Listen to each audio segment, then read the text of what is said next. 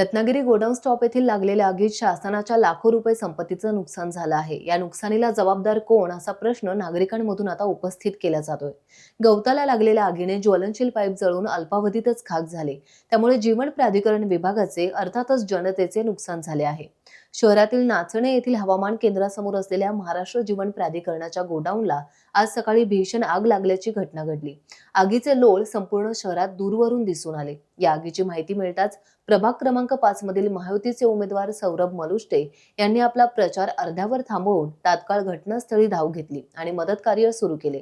मिळालेल्या प्राथमिक माहितीनुसार गोडाऊनच्या बाहेरील बाजूस असलेल्या वाळलेल्या गवताला सुरुवातीला आग लागली होती।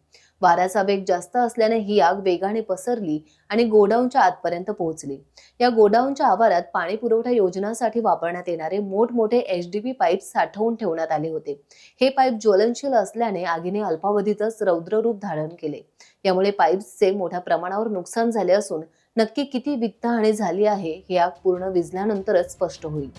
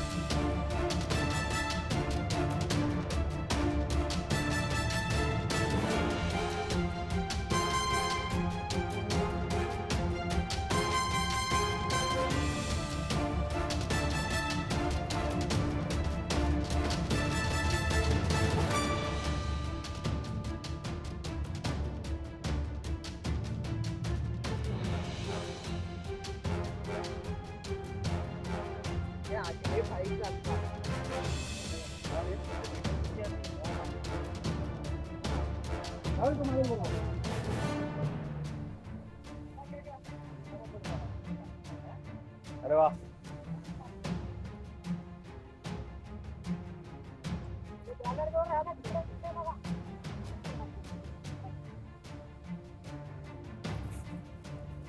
हे काय झालं? घेतलं? वृष्टी झाली जातो रत्नागिरी.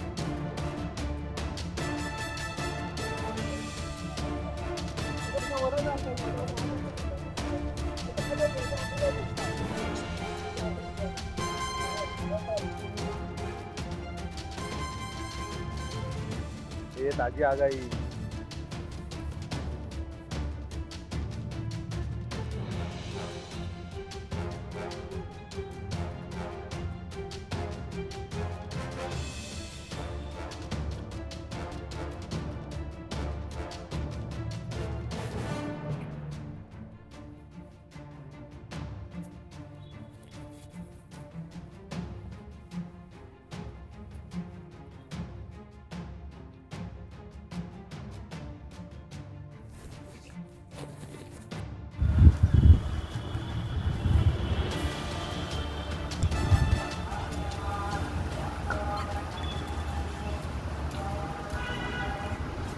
टाइम्स डिजिटलला लाईक करा, शेअर करा, सबस्क्राईब करा आणि बेल आयकॉन दाबायला विसरू नका।